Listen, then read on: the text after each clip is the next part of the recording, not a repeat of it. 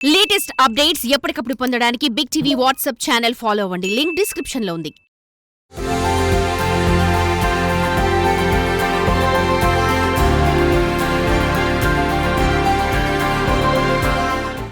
దైనందిన జీవనంలో మనం రూపాయి నాణ్యాన్ని నిత్యం చూస్తూ ఉంటాం. రూపాయి లేకుండా పూట గడవదు. తెల్లవారిందే మొదలు పడుకునేంత వరకు రూపాయి మన జీవన విధానంలో భాగమైంది. రూపాయి లేకుండా దినచర్య సాగడం చాలా కష్టం. రూపాయికి మనిషికి అత్యంత అవినాభావ సంబంధం ఉంటుంది. ఇది రూపాయికి మనిషికి మధ్య ఉన్న ఒక ప్రత్యేక అనుబంధం. ఇంతటి ప్రాధాన్యత ఉన్న రూపాయి పేరుతో ఒక గ్రామం ఉన్నాదన్న విషయం చాలా మందికి తెలియదు.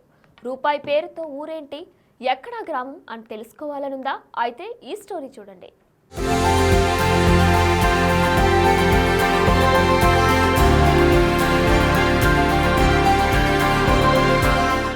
చుట్టూ పచ్చటి కొండలు, ఆ కొండల మధ్య అభయారణ్యం. అభయారణ్యంలో చూడముచ్చటైన చిన్న కుగ్రామం. 35 ఇళ్ళు, 300 వరకు జనాభా ఉండే అందమైన గ్రామం. శ్రీకాకుళం నగరానికి సుమారు 100 కిలోమీటర్లు, పాలకొండ నగరానికి 40 కిలోమీటర్ల దూరం ఉండే ఈ గిరిజన గ్రామం పేరు రూపాయి. అవును, మీరు విన్నది నిజమే. సీతంపేట ఏజెన్సీలో కొండల నడుమ ఉన్న ఈ అందమైన గ్రామం పేరు రూపాయి. అయితే ఈ ఊరికి రూపాయి అని పేరు రావడం వెనుక చాలా పెద్ద కథే ఉంది. కొన్ని శతాబ్దాల క్రితం ఈ ఊరికి పోర్చుగూడ అనే పేరుండేది. పూర్వకాలంలో డబ్బు, వెండి, రాగి నాణాల రూపంలో ఉండేవి. అప్పట్లో పేదరికం ఎక్కువగా ఉండడం, నాగరికత కూడా లేకపోవడం వలన తమ దగ్గర నాణాల రూపం ఉన్న నగదును కుండల్లో లేదా భూమిలో పాతిపెట్టి దాచుకునేవారు. అదే సాంప్రదాయం కూడా ఈ బురుగట్ట గ్రామంలో కూడా ఉండేదట. ఏదైనా వస్తువు కొనాలన్నా, భూముల శిస్తులు కట్టాలన్నా ఈ గ్రామ ప్రజలు కుండల్లో, భూమిలో దాచుకున్న నాణ్యాలను బయటకు తీసేవారు. అయితే దాచుకున్న నాణ్యాలు కుండల్లో, భూమిలో ఎక్కువ కాలం ఉండిపోవటం వలన అవి తుప్పుపట్టిపోయేవి. అలా తుప్పుపట్టిన నాణ్యాలను బురుజాగూడ గ్రామ ప్రజలు బయటకు తీసి చింతపండు, ఆవు పేడతో తయారు చేసిన పిడకలతో వాటిని శుభ్రం చేసి ఆరుబయట ఆరబెట్టేవారట. అధికారులు ఈ గ్రామానికి వచ్చినప్పుడు ఇళ్ల ముందు ఆరబెట్టిన నాణాలు దర్శనమిస్తుండేవి. ప్రభుత్వం అధికారులు ఆరుబయట ఉన్న నాణాలను చూసి ఆశ్చర్యపోయేవారట. ఎందుకలా నాణాలు ఆరబెడుతున్నారని అడిగినప్పుడు భూమిలో పాతిపెట్టడం వలన నాణాలు తుప్పు పట్టిపోయాయని, అందుకే వాటిని శుభ్రం చేసి ఎండలో ఆరబెడుతున్నామని బూర్జాగూడ గ్రామ ప్రజలు అధికారులకు చెప్పేవారు. ఊరు నిండా నాణాలు ఎక్కువగా ఉన్నాయని ఆ ఊరిని రూపాయి ఊరుగా పిలిచేవారంట. అలా కాలక్రమేణా బూర్జాగూడ గ్రామం పేరు రూపాయిగా మారిందంట. ప్రస్తుతం ప్రభుత్వ రికార్డులలో కూడా ఈ గ్రామం రూపాయిగానే నమోదయ్యింది.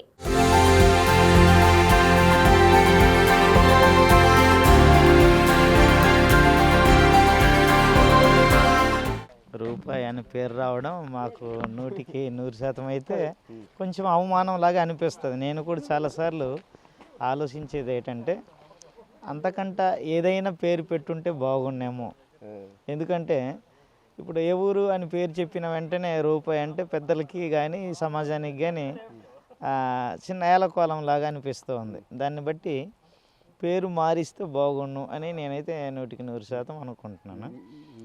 ఈ ఊరికి ఆ దినాల్లో ఈ పేరు ఎందుకు పెట్టారంటే, అప్పుడు తాత ముత్తాతల వల్ల ఎక్కువ కొండ మీద పండే పంటలు, తేగలు, జీడి, లేకపోతే సోళ్ళు, ధాన్యాలు, మొక్కజొన్న, వరి, వీటన్నిటిని పండించి వాటి ద్వారా వచ్చే లబ్ధి.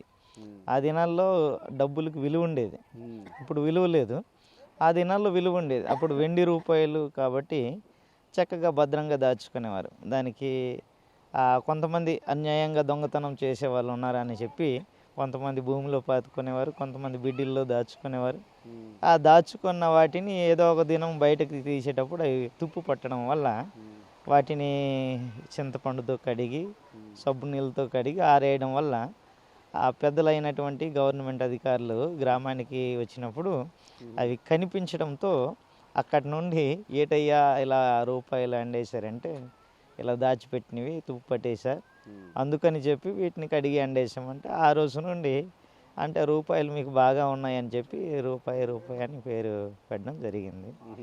దాన్ని బట్టి మేము రూపాయి అన్న పేరు మీద కంటిన్యూ అవుతున్నాం. కానీ మాకైతే అనిపిస్తుంది వేరే పేరు మారిస్తే బాగుండు అని.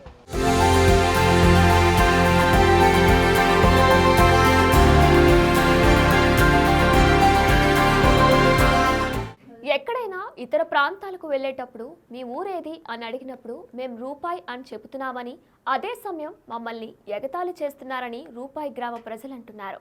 ఊరు పేరు కొత్తగా ఉండడం, ఎక్కడ గ్రామాలకి ఇలా వింత పేరు లేకపోవడం చాలా మందికి వింతగా గుర్తుపెట్టుకుంటున్నారని రూపాయి గ్రామ ప్రజలు అంటున్నారు.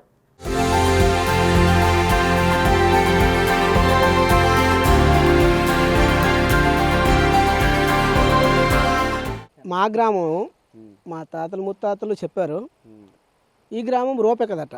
అంతకుముందు బూర్జుగూడ అనే గ్రామం ఉండేదట. బూర్జుగూడ తర్వాత నాణ్యాలు, రూప నాణ్యాలు. ఆ నాణ్యాలేమో ఒక పల్లెంలో ఆరేస్తారు. ఆరేస్తే అదేమో ఈ ఆఫీసర్లు వస్తే ఇదేటమ్మా అంటే, లేదయ్యా మా తాతలు ఉన్నవి ఇదేమో తృప్తి పడ్డాయి ఉండిపోయినాయి, అదేమో మేము కడిగి ఇలా ఆరేసామండి అన్నారు. అయితే ఈ రూపాయలు అవి మామూలు రూపాయలు, అవి 8 రూపాయలు. అప్పటివి 8 రూపాయలు అనమాట. ఇప్పుడైతే మామూలు రూపాయలు, కానీ అప్పుడు 8 రూపాయలు అట.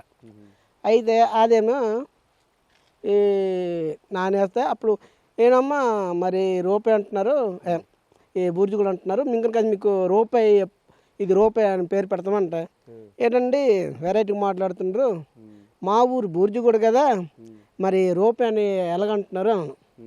మాకు ఎగతాలుగంటారండి, అంతే. లేదండి, లేదమ్మా మరి మీ ఊరు ఇంకా రూపాయి అని మారుస్తామని చెప్పారు. అప్పట్లో ఈ ఆఫీసర్లు వస్తే అప్పుడేమో వాళ్ళు చెప్తేమో అప్పటి నుండి ఇప్పటి వరకు ఆ రూపాయి పేరే. దీనివల్ల మేము ఎక్కడికి వెళ్ళి కూడా ఏలకులంగా మాట్లాడతారు. సో మరి రూపాయి అంటే ఎవరైనా మీదే ఊరు అంటే రూపాయి అంటే మీరు కూడా ఏంటనుకుంటారండి, ఏంటండి మాకు రూపాయి అంటారు ఏంటి, మీరు ఏలకులు మాట్లాడుతున్నారేంటి అంటారు, అనరండి. అందుకే మేము అప్పుడైతే ఆధార్ కార్డులు ఎట్లేవండి, రేషన్ కార్డులు ఎట్లేవండి.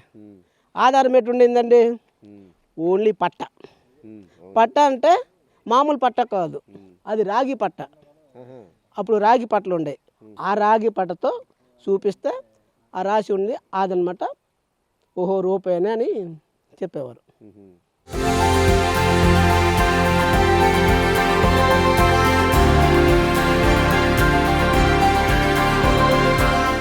రూపాయి అనే తమ గ్రామం పేరు మారిస్తే బాగుంటుందని, తమ గ్రామం పేరును మనస్ఫూర్తిగా చెప్పలేక సిగ్గుపడుతున్నామని రూపాయి గ్రామ ప్రజలు వాపోతున్నారు. రూపాయి అంటే ఎగతాళి చేయడంతో మా గ్రామానికి దగ్గరగా ఉన్న మా ఊరు పేరుకు బదులుగా పక్క గ్రామం దోన్బాయ్ అని చెబుతున్నామని చెబుతున్నారు.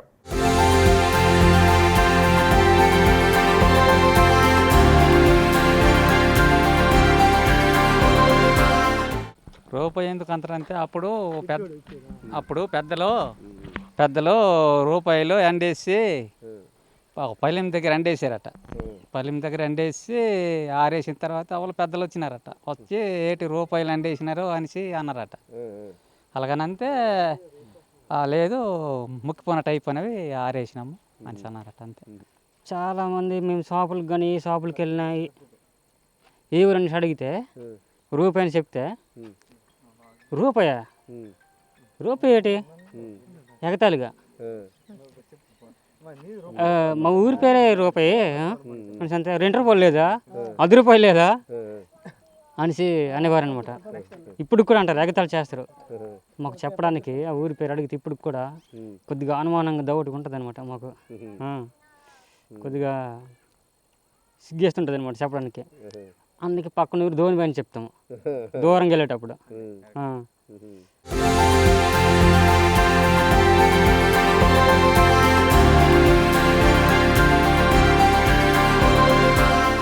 రూపాయి గ్రామం సీతంపేట ఏజెన్సీలో ఒక గ్రామం. సీతంపేట ఐటీడీఏ పరిధిలో అనేక గ్రామాలు ఉన్నా ఆయా గ్రామాల పేర్లు ఎవ్వరికీ గుర్తుకురావు.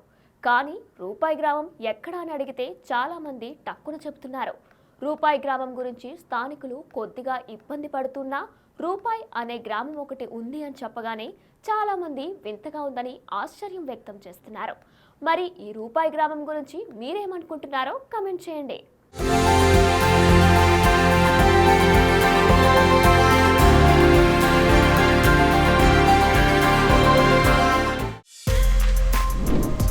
For more videos like this, subscribe Big TV channel.